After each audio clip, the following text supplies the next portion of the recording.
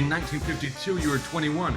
So I remember that day vividly because I took my friends, I had a car, and we decided to drive to Jones Beach.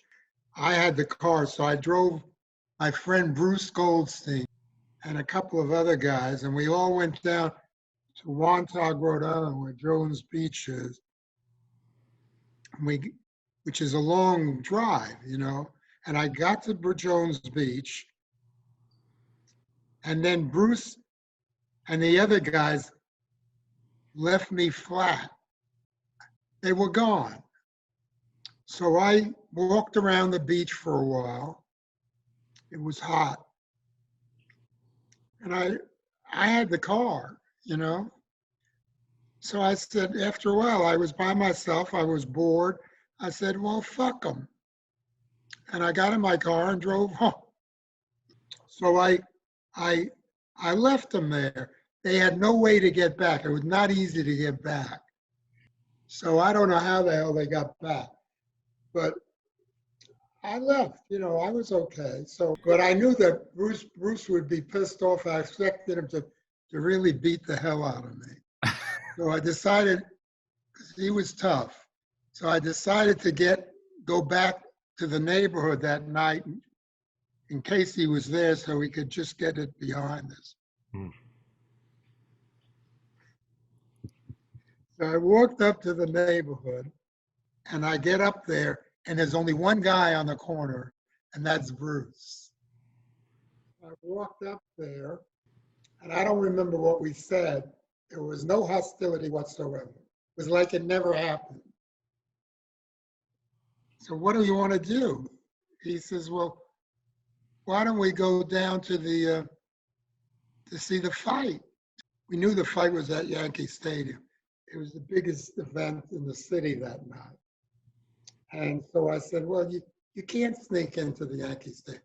I was an expert at sneaking into the ballparks, but I'd never snuck into the Yankee Stadium. It was impregnable.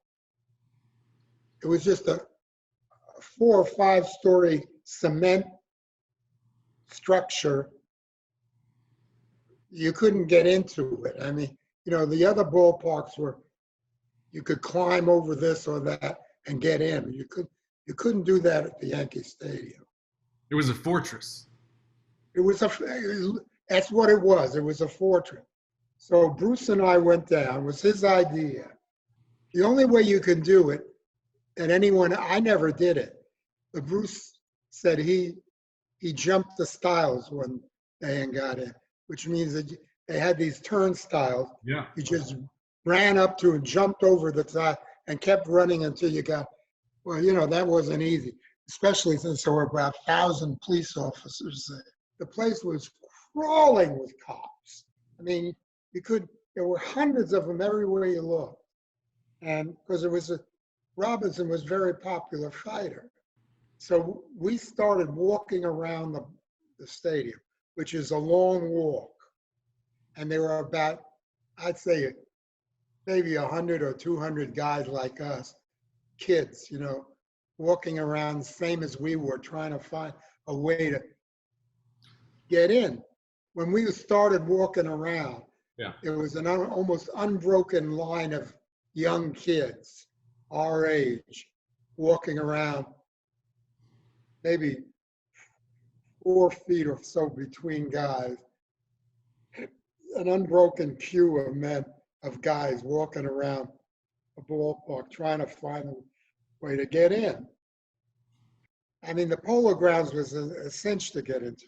Most of the other ballparks were easy. The Yankee Stadium was impossible. The only thing I remember is how hot it was. It was very hot. One of the hottest nights in New York that I remember. We're walking, and it got so fucking hot. I mean, we were walking very slowly because after a couple of revolutions, we were exhausted, 101 degrees that night. It was 101 degrees in the middle of the night that night, which was a record. But that doesn't tell us, first of all, it probably was, but it was very humid, very humid. And I had never seen that kind of heat. And I think I was going to school in Louisiana, the world center for humidity and heat. I mean, I lived in the swamps in Louisiana. I lived in the swamps. There was a swamp there because when it got hot in Louisiana, we wore shorts, no shoes, just sandals. We had to wear shirts, but they were practically non-existent.